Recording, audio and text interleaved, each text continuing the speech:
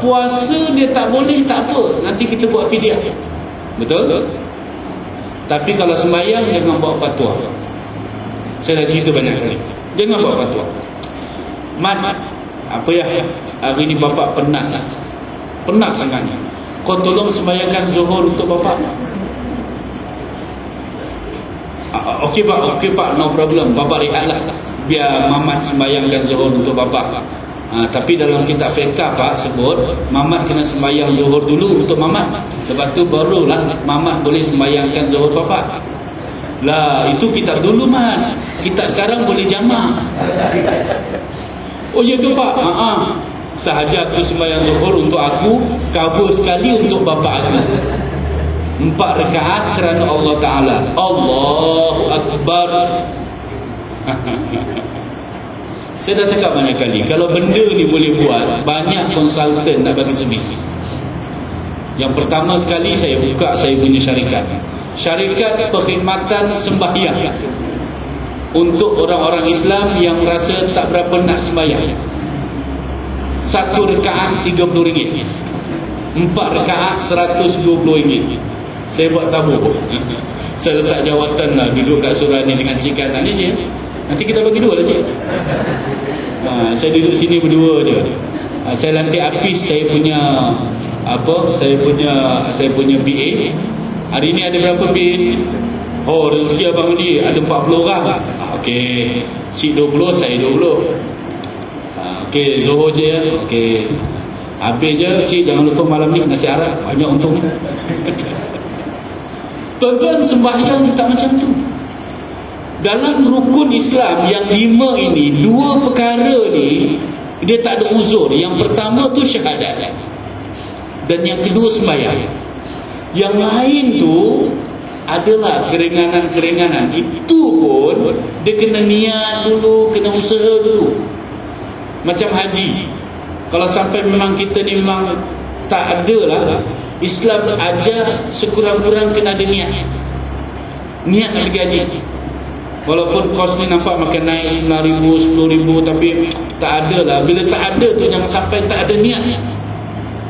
Kita mati dengan niat nak pergi haji itu lebih baik daripada mati tak niat langsung. Walaupun kita tahu bahawa kita tak boleh pergi sebab kita tak mampu. Niat yang penting. Jadi syahadat itu dengan sembahyang ni kita tak ada pilihan. Yang lain-lain itu ya mungkin ada keringanannya. Kita tengok huraian sikit. Kalimah syahadat, mengucap 2 kalimah syahadat yang biasa kita sebut, asyhadu an la ilaha illallah. Ini pun saya nak ajar, baca betul-betul. Asyhadu, alif shin mati jabar a. Lupa pula saya macam tu. Alif shin mati baris di atas ash. Ha tu dia hidup baris atas, bunyinya ha. Dal itu dia baris depan, du. Jadi asyhadu. Jangan pandai-pandai je lah, telinga saya gatal dengan asyhadu an la ilaha illallah, asyhadu anna muhammadar rasulullah. Ni telinga saya biasa dengar ni. Asyhadu an la ilaha illallah, asyhadu anna. Asyhadu, kalau asyhadu dia sudah tidak memberi makna aku naik saksi tak? Ya, kalau asyhadu itu maknanya jadi aku bersangatan. Asyhadu, aku sangat kuat, sangat keras. Dia dah lari. Lagi kalau asyhadu, asyhadu an la ilaha illallah, asyhadu an, itu dia jadi singa lah. Jadi singa. Asyhadu jadi makna lain kuat, asyhadu jadi makna lain singa. Asyhadu an la ilaha illallah, asyhadu anna Muhammad Rasulullah. Singa Allah, singa Muhammad. Sebut betul-betul. Alif shin mati di jabar atas ash. Ha duur ha jabar a. dal pesai u, asyhadu. Sebab itu belajar Quran pakai Baghdadi itu dia halus, tuan-tuan. Saya boleh baca Quran pakai yang Baghdadi yang kita punya dulu, alif tatia, alif bawai, apa betul lah ya? Dia halus. Dia tak yang sekarang ni abata saja ha, abata saja ha khatamah. Nanti saya bukan pandai. Sekarang ni dah main ikra je, qiraati saya tak faham. Tapi anak-anak kita boleh lah. Tapi kalau Baghdadi tu dia halus. Dia alif di atas a, alif di bawah i, alif depan u, a, i, u, bata, teba, baba, wabi, babu, bi, bu. Kena sebut betul-betul. Asyhadu. Jangan main-main asyhadu. Asyhadu. Ha tu kena hidup. Ya. La ilaha illallah wa asyhadu. Yang lain biasanya tak ada masalah lah ya. Anna Muhammadan Rasulullah. Aku bersaksi. Bila sebut aku bersaksi ni, semua orang dia lah bersaksi apa ni Ustaz? Saya nak bagi tahu, syahidun, perkataan syahadah tu, asyhadu tu, zahir dan batin, luaran dan dalaman, bulat meyakini Allah itu Tuhan. Zahir dan batin, dalaman dan luaran, ya, meyakini bahawa Muhammad itu Rasul Allah. Allah Muhammad Allah. Ini keimanan kita, ya.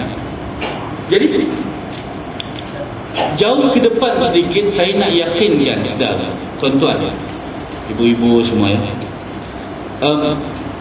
Bila kita bersyahadat, ya, bila kita bersyahadat asyhadu an la ilaha illallah wa anna Muhammadan Rasulullah, itu dia ada beberapa perkara tu yang kita kena serapkan dalam hati, ya. Pertama, yakin wujud Allah dan yakin adanya Nabi nama Muhammad. Yakin wujud Allah, yakin wujud Muhammad. Itu nombor satu. Jangan, yalah aku yakin wujud Allah, Muhammad tu wujud dia. Itu sudah problem itu, ya. Yakin wujud Allah, yakin wujud Muhammad. Kita dah bincang bab ini sebelum. Satu. Yang kedua, yakin dengan ajaran-ajaran yang diturunkan Allah dan yang dicontohkan oleh Muhammad. Ajaran apa? Islam. Ajaran Islam itu kan datang daripada Allah, yang dicontohkan cara beramal ajaran Islam itu oleh Muhammad. Dua. Dan yang ketiga, syahadah ini, asyhadu an la ilaha illallah, asyhadu anna Muhammad Rasulullah, ialah yakin bahawa Allah Muhammad memberikan Islam kepada kita ini yang terbaik dan yang sebenar, beza dengan agama-agama lain. Itu keyakinan kita. Sebab itu, ya, bila orang masuk Islam, dia kena syahadat, kan? Asyhadu an la ilaha illallah, asyhadu anna Muhammad Rasulullah, yakin wujud Allah dan Muhammad, yakin dengan kebenaran ajaran Allah, yakin dengan Islam.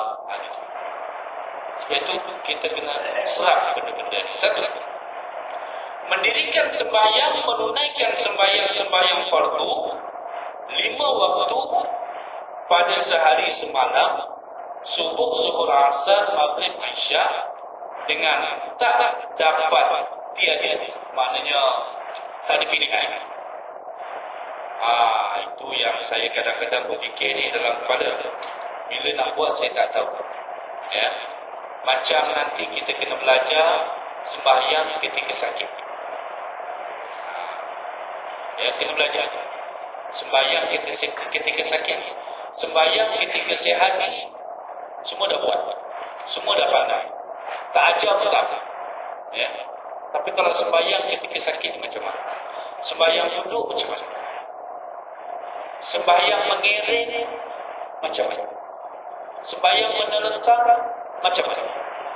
Sembahyang menggunakan isyarat pada anggota yang mampu. Lumpuh kan? Yang mampu cuma jari je. Macam mana? Sembahyang hanya guna isyarat anggota tubuh kalau tak jadi mata. Mata je. Kemudian dah tak boleh apa-apa. Sembahyang pada gambaran yang boleh digambar oleh jiwa dan akal. Dah tak boleh dah. Tetapi peraturan sembahyang kena dibuat. Ya, sebelum sembahyang kena wudu. Ya. Wudu ni pula kepada orang yang sakit macam mana? Dah terlentar kan? Ni kena wudu ni bawa 2 baldi. Dah kawan tu uzur. Kemudian boleh tidak orang yang uzur yang asyadul uzri, amat kuat sangat keuzurannya, boleh tidak dijamak? Uzur sangat. Ini kena lagi. Ya, saya tak payah ajar lah supaya orang sihat semua pandai dah lulus 100/100. Tapi yang saya fikir saya kena kongsi, saya pun kena kongsi ketika tak sihat. Masa tak sihat ni macam mana cara sembahyang? Rasa-rasa tak mungkin ke kita sakit ni kan? Ni semua ada potensi sakit ni. Semua ada. Macam mana? Kita tak nak ada fahaman. Dah terberi kat rumah ke, dekat hospital ke, Pak sembahyang apa, tak apa, Allah tahu aku tak sihat. Sembahyang apa? Tak apalah. Kan dalam kitab ada menyebut boleh kotor. Ataupun kotorkan bapak lah. Tak ada. Contoh sembahyang. Saya mewasiatkan sesuatu pada saudara. Boleh ke tidak saya tak tahu. Tapi saya rasa saudara tuan-tuan mampu. Kalau menziarahi saya ketika saya sakit, cerita pun. Kalau saya sakit, tuan-tuan datang ziarah saya. Ini Ustaz Asmadi ni tengok macam tak ada harapan lah. Saya tak nak buat, tak payah. Buah-buah tu saya tak nak, duit-duit tu saya tak nak. Salam kaya ya. Cuma saya pesan wasiat satu je. Ustaz Asmadi dah sembahyang. Boleh tak? Janjian dia. Alamak, dia payah. Saya wasiat dekat isteri saya macam mana? Dia ada kat sini. Kalau abang, dia tak panggil abang. Kalau ayah, kalau abang tak sihat, abang uzur sangat. Kat telinga ni tolong ingatkan satu je, yang lain tak kisah. Saya tak kisah. Sembahyang baik. Dan saya pesan dekat dia, hutang-hutang tolong cover. Jadi tak payah kita bayar. Hutang ni nanti kita bincang satu tajuk. Tapi sebab tajuk kita sembahyang ni, tuan-tuan pesan pada anak-anak. Kalau ayah sakit, mak sakit, satu je di sana. Tolong ingatkan. Sebab bila kita sakit, akal kita dah tak mampu nak fikir tau. Kalau dah derita, ya, tak mampu lah. Ya. Tapi tidak menyebabkan untuk kita tidak sembahyang. Sebab kitab ni dia kata apa? Tak dapat tiada. Bagus kitab. Kitab ni kan lama dah, tulisnya lama dah. Saya ingat dulu ni Kiai siapa saya tak ingat. Pernah ajar kitab tu. Tiada, tak dapat tiada. Memang gitu. Ya. Jadi pesan ke anak, kalau mak sakit, satu je tolong ingatkan mak sembahyang. Kalau mak tak larat, satu je tolong wudukan mak. Kalau mak tak boleh kena air, tolong tayamumkan mak. Ya. Kalau mak tengah sembahyang, tolong duduk sebelah, takut ada yang tak betul. Ya. Kalau mak dah tak larat, tolong ingatkan, paksa mak sembahyang juga. Kalau mak kata mak nak kotor lah, tolong marah dekat mak. Boleh tak? Tahu mak tu sembahyang. Ini penting ni, penting. 3 puasa. Sepanjang hari di bulan puasa,